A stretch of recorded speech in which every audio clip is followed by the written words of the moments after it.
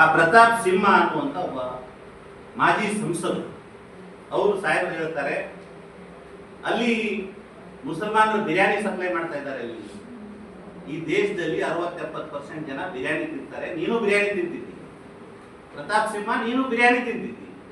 ದೇಶದಲ್ಲಿ 60-70% ಜನ ಬಿರಿಯಾನಿ ತಿಂತಾರೆ. ಅದೇನು ಅಪರಾಧ ಅಲ್ಲ, ಅದು ದೇಶ ವಿರೋಧಿ ಆಹಾರ ಅಲ್ಲ, ದೇಶದಲ್ಲಿ ನಿಷೇಧಿಸಲ್ಪಟ್ಟ ಆಹಾರ ಅಲ್ಲ. ಅದು ಕನಿಷ್ಠ ಜ್ಞಾನ ಇಲ್ಲಾರ್ದಂತ ನಿನ್ನಂತ ವ್ಯಕ್ತಿ ದೇಶದ ಪಾರ್ಲಿಮೆಂಟ್ ನಲ್ಲಿ 2 ಸಲ ಆಯ್ಕೆಯಾಗಿದ್ದು ಹೋಗಿದ್ದಾನಲ್ಲ, ಅತ್ಯಂತ ದುರಂತ ನಿನ್ನಂತ ವ್ಯಕ್ತಿ ಆಗಿ ಹೋಗಿರ್ತಕ್ಕಂಥ.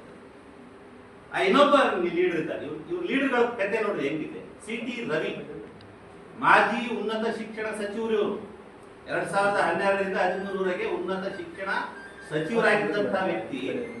ಇವ್ರು ಹೇಳ್ತಾರೆ, ಮುಲ್ಲಾಗಳಿಗೆ 3 ಅಕ್ಷರ ಇಲ್ಲ.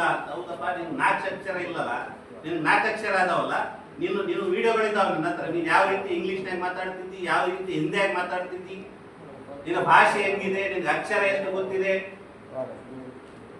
3 ಅಕ್ಷರ ಗೊತ್ತಿಲ್ಲದೆ ಇರೋರು ಕೂಡ ದುಡ್ಕೊಂಡು ತಿನ್ನೋದು ಗೊತ್ತಿದ್ದಾರೆ. ನಿನ್ನಂಗೆ ಲೂಟಿ ಮಾಡ್ಕೊಂಡು ತಿನ್ನೋದು ಕಲ್ತಿಲ್ಲ. ದುಡಿದು ಕಷ್ಟಪಟ್ಟು 3 ಅಕ್ಷರ ಇಲ್ಲ ಅನ್ನೋ ಕಾರಣಕ್ಕೆ ಕಷ್ಟಪಟ್ಟು ದುಡಿದು ತಿಂತಾ ಇದ್ದಾರೆ. ತಮ್ಮ ಮಕ್ಕಳಿಗೆ ಕಷ್ಟಪಟ್ಟು ಓದಿಸ್ಲಿಕ್ಕೆ ಪ್ರಯತ್ನ ಮಾಡ್ತಾ ಇದ್ದಾರೆ. ನೀ ಅಂತವರಿಗೆ ಅವಹೇಳನ ಮಾಡ್ತಿದ್ದಿ. ನೀನು ಹೋರಾಟಗಾರ ಮೇಲೆ ಸಿಟ್ಟಿದ್ರೆ ಹೋರಾಟಗಾರ ಬಗ್ಗೆ ಮಾತಾಡು.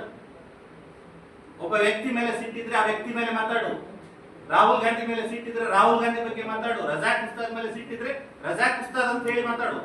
ಇಡೀ ಸಮುದಾಯವನ್ನು ಅವಮಾನ ಮಾಡ್ತಕ್ಕಂಥ ನಿನ್ನ ಮನಸ್ಥಿತಿ ಏನಿದೆಯಲ್ಲ, ಇದು ಅತ್ಯಂತ ಖಂಡನೀಯ, ಕೀಳು ಮಟ್ಟದ ಮನಸ್ಥಿತಿ. ಇದು ಫಸ್ಟ್ ಟೈಮ್ ಅಲ್ಲ, ಯು ಹ್ಯಾವ್ ಬೀನ್.